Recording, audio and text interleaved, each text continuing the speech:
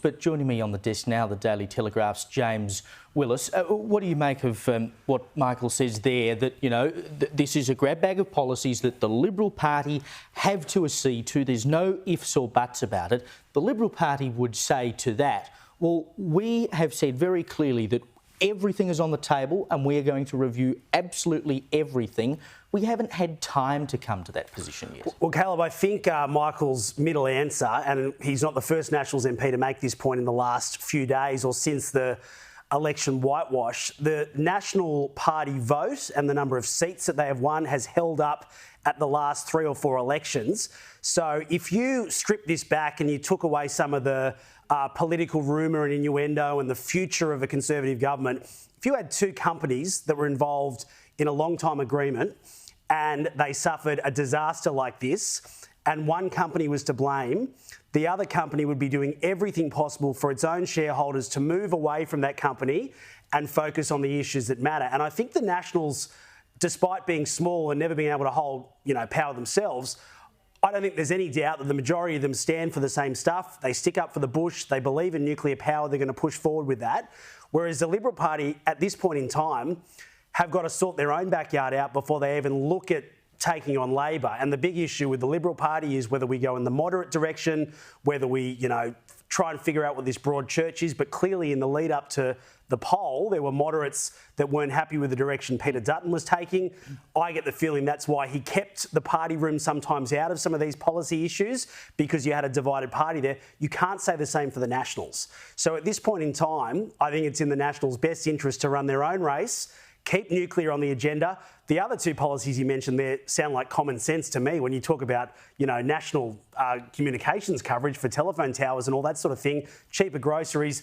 Look, let the Liberal Party sort it out. The Nationals can run their own race and let's see what happens. And they will get back together. But for now, I think it's a good call. It's hard to see a world in which they don't get back together because, of course, the Liberals will want to form government again one day and the Nationals will want to get in on the game. So as if they're not going to get back together.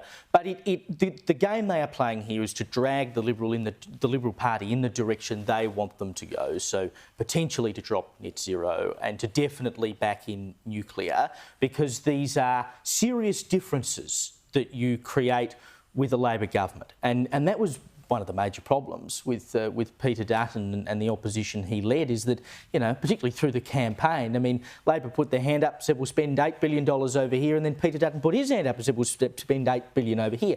The differences were not stark, so why would you go with just a slightly different looking version of what you've already got?